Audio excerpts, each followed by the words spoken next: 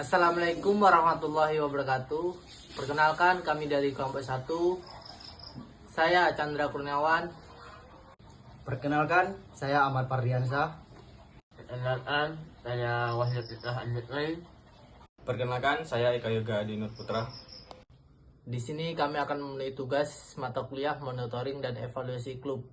Dosen pengampu Bapak Adi Saputra, SPD MPD.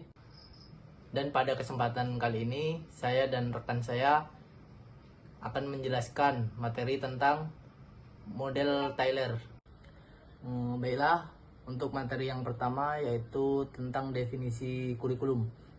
Kurikulum merupakan seperangkat atau suatu sistem rencana dan pengaturan mengenai bahan pembelajaran yang dapat dipedomani dalam aktivitas sehari-hari. Untuk materi yang berikutnya yaitu kurikulum Tyler. Kurikulum Tyler merupakan model kurikulum objektif, yaitu pembelajaran yang dirancang, dikelola, dan dilaksanakan untuk mencapai matlamat pendidikan. Tujuan pendidikan yang harus dicapai di sekolah. Menurut Tyler, dalam proses penyusunan kurikulum, tujuan pendidikan merupakan aspek utama mengetahui atau menentukan sasaran pendidikan, dan untuk menentukan tujuan itu sendiri sangat bergantung kepada filsafat pendidikan. 3 hal yang harus diperhatikan. 1. Peserta didik.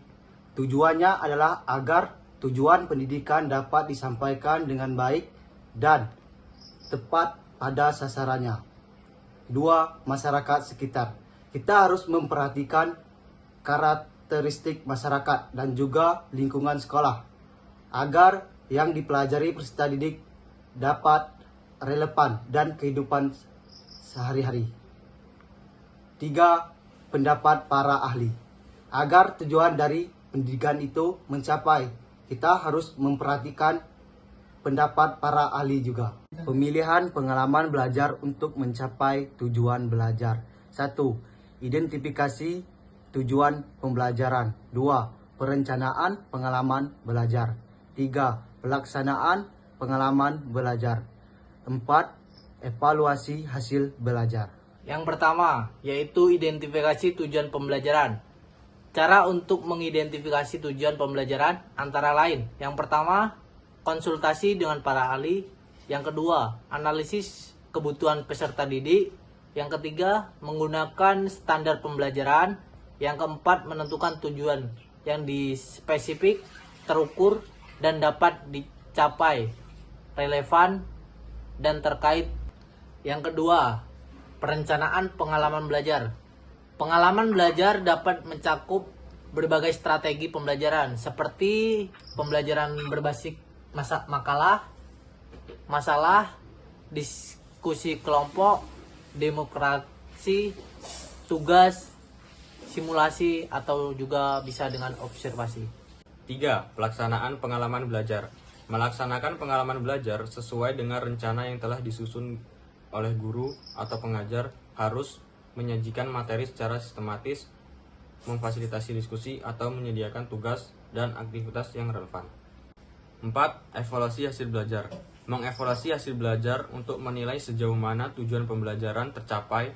Evaluasi harus dilakukan dengan menggunakan kriteria yang telah ditentukan sebelumnya, seperti tes, tugas, atau observasi.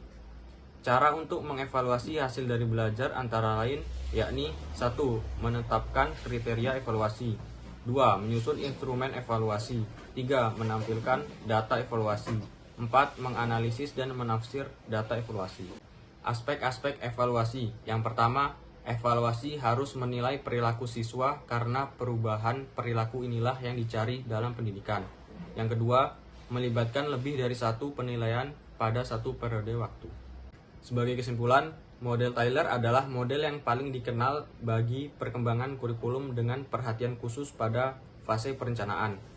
Dalam bukunya Basic Principles of Curriculum of Instruction. Sekian video pembahasan materi tentang model Tyler dari kelompok kami. Jika ada kata yang salah, kami mohon maaf. Kami akhiri. Wabillahi taufiq wal hidayah. Wassalamualaikum warahmatullahi wabarakatuh.